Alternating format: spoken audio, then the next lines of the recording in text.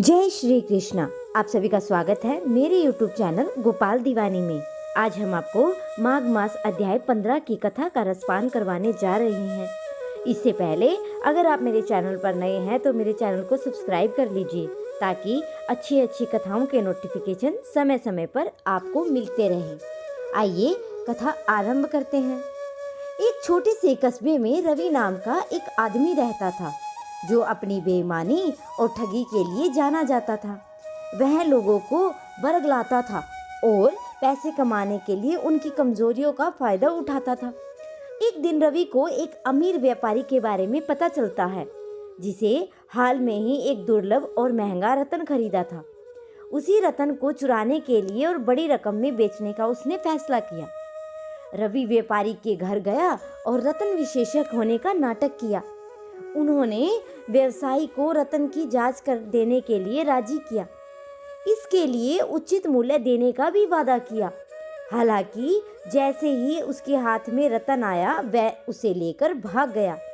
व्यापारी गुस्से में था। उसे रवि को पकड़ने और रत्न वापस लाने के लिए पुरुषों के एक समूह को नियुक्त किया। उन्होंने रवि को हर जगह खोजा लेकिन वह नहीं मिला। घबराए हुए रवि शरण लेने के लिए भगवान गणेश के मंदिर में गए।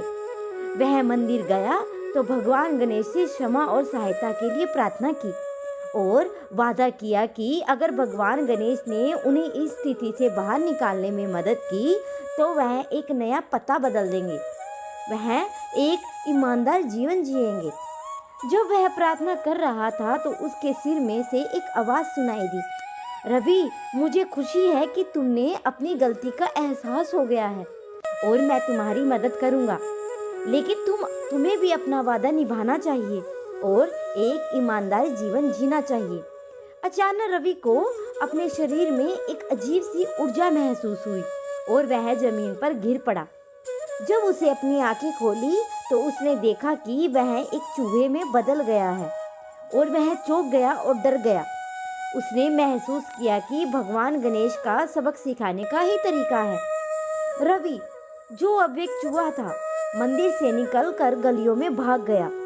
जो लोग उसकी खोज कर रहे थे उन्होंने उसे देखा और उसका पीछा किया, यह सोचकर कि वह एक चूहा है जो शहर में परेशानी पैदा कर रहा था।